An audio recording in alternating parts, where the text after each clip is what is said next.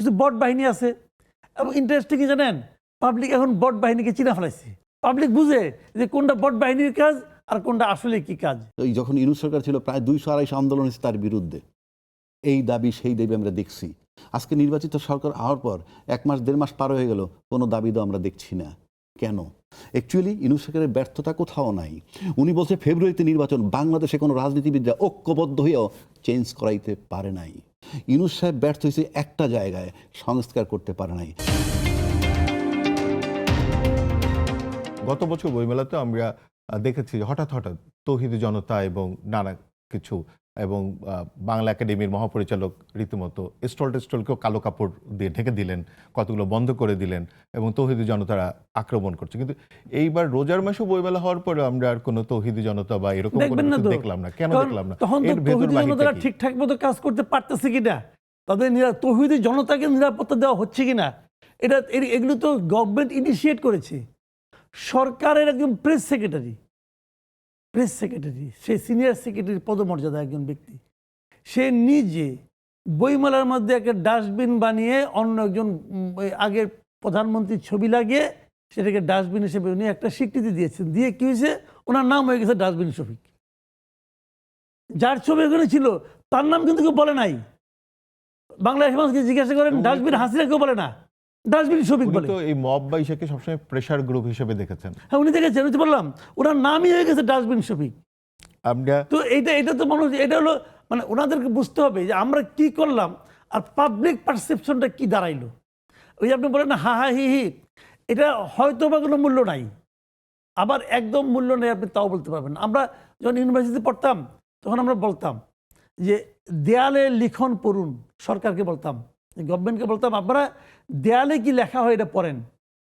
দেয়ালে কেন লেখে আপনার খেয়াল আছে কিনা, একদিন অনেক বছর আগে একবার একজন লিখতো যে কি যেন লিখতো যে নাই শান্তি নাই না কি যেন বলতো একটা, হ্যাঁ শুভ তুই পালিয়ে যা, শুভ আরো আগে তারও আগে ইয়াজউদ্দিন না কি ছিল, হ্যাঁ শান্তি নাই, এই জন্য লেখা থাকতো। ওটা কিন্তু আলোড়ন সৃষ্টি করতো।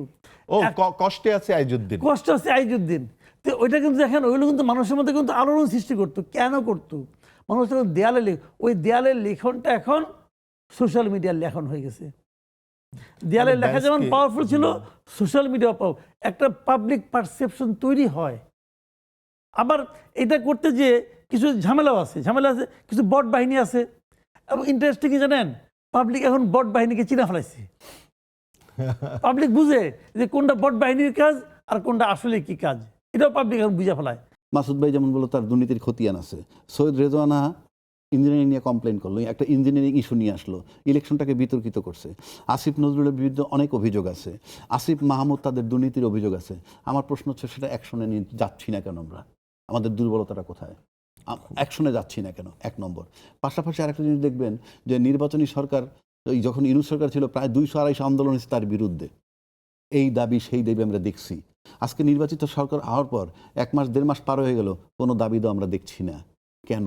দাবি দেওয়া কি শেষ হয়ে গেছে, নাকি এটা একটা ওই সরকারের ডিস্টার্ব করার জন্য প্রক্রিয়া ছিল?